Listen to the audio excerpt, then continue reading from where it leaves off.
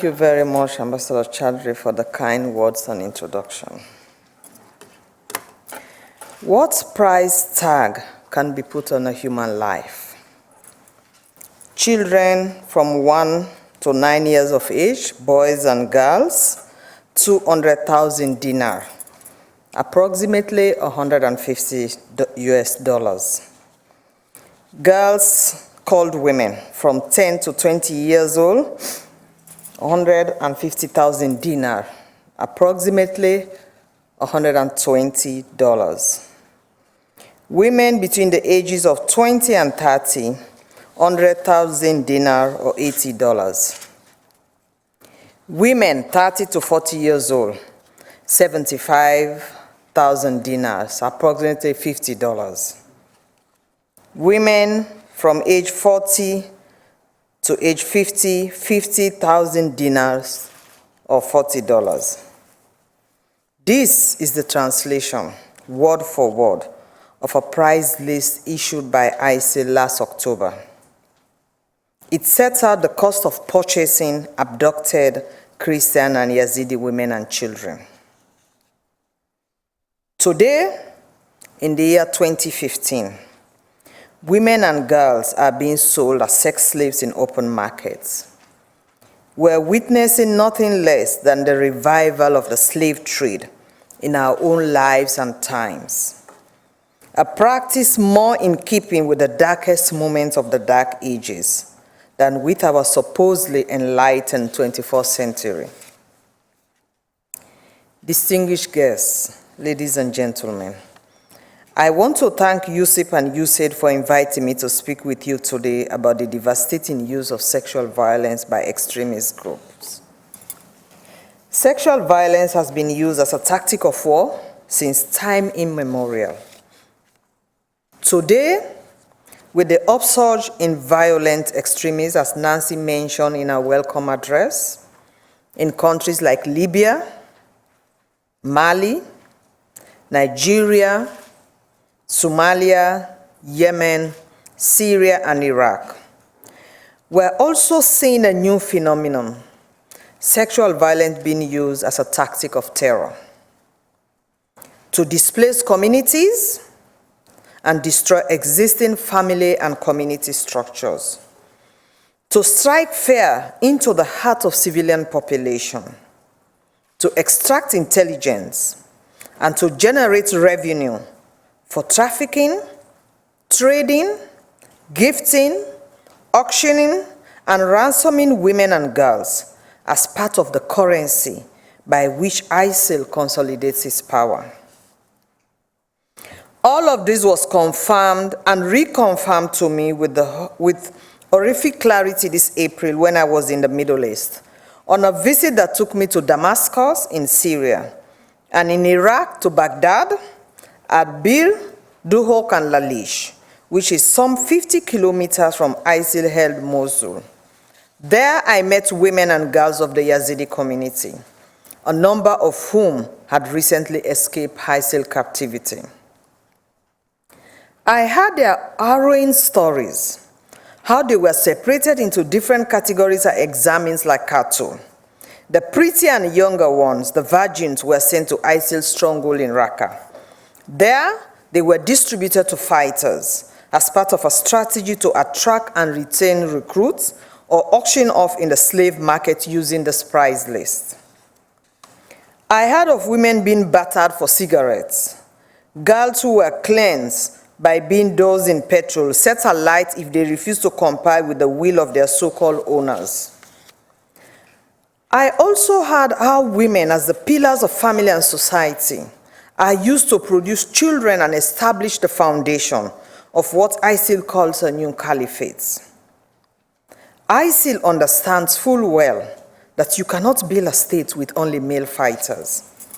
So for the first time in history, extremist groups are not only controlling territories and land, they are controlling women's physical, sexual, and reproductive rights in order to give rise to a new generation raised in their own image. I promised the girls and women I spoke with that I will be their voice, but that is not enough. We must all raise our voices in outrage and send a clear and unequivocal message to ISIL and all those who use sexual violence to advance their strategic objective. From Boko Haram to Al-Shabaab, to Al-Qaeda to Al-Nusrat fronts, we must put them on notice that there is no safe haven.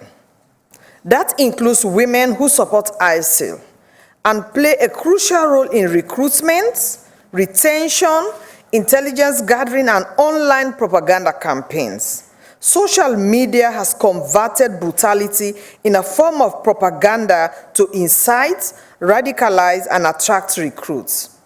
Information is the oxygen of these groups. We must suffocate them, pursue them relentlessly, and eventually we will hold them to account. Distinguished guests, ladies and gentlemen, sexual violence has become a key tool in the political economy of terrorism. From the time of her capture, a woman or girl may be the object of 5 or 6 transactions.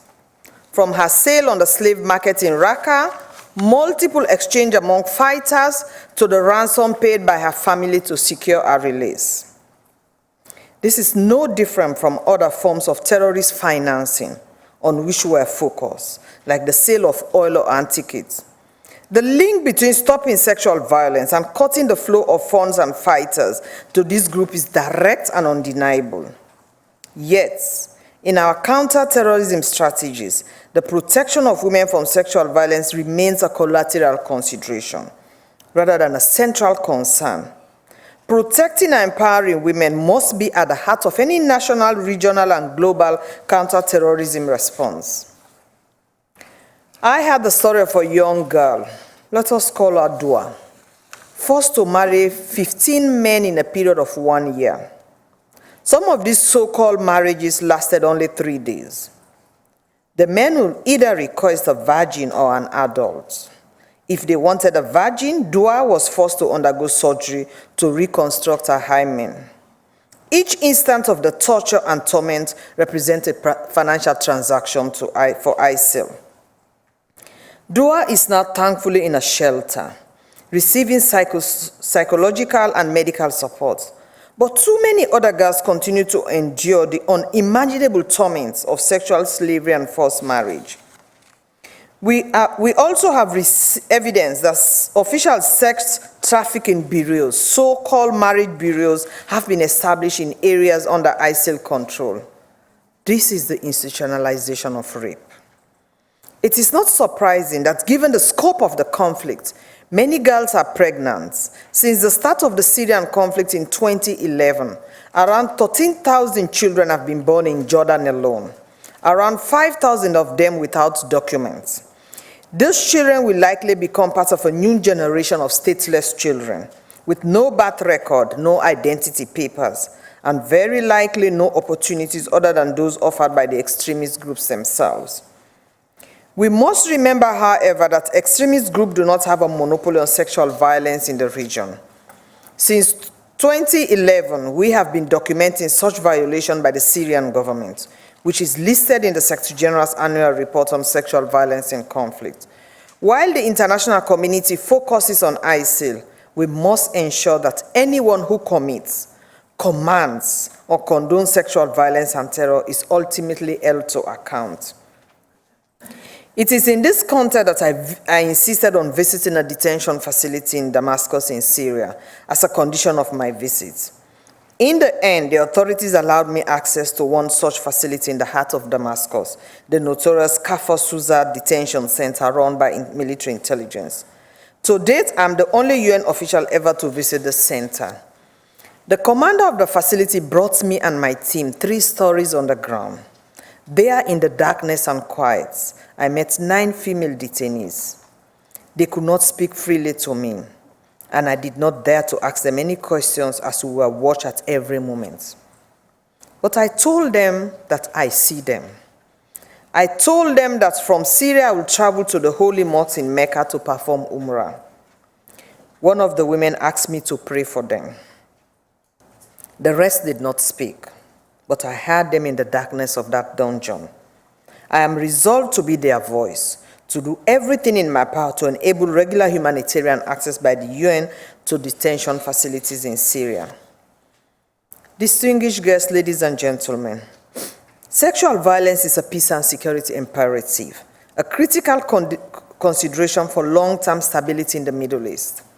The crimes I note today are happening on the very front line of our battle against violent extremism, and it is a battle that is being waged on the bodies of women and girls.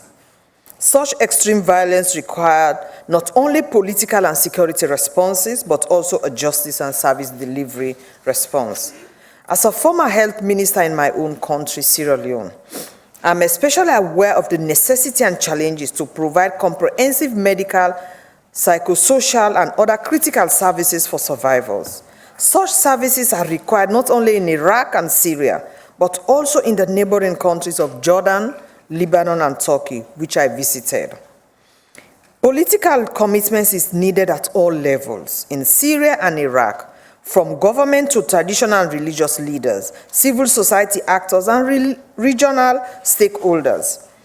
Given the challenges we face in the region, financial and technical resources need to be urgently deployed to address conflict-related sexual violence in a comprehensive way that is commensurate with the scale of the challenge. Inaction is not an option. A comprehensive response must also include accountability for the people who commit, command, or condone these horrors. One of the critical challenges that we as the international community will face is how to develop a framework to ensure accountability for the estimated 20,000 to 40,000 ISIL foreign fighters who come from over 100 countries around the world. In all of this, we must remember to engage with traditional and religious leaders who have demonstrated the power to break the silence and stigma surrounding sexual violence. These leaders can play a crucial role in redirecting the blame and shame of sexual violence from the survivors to the perpetrator.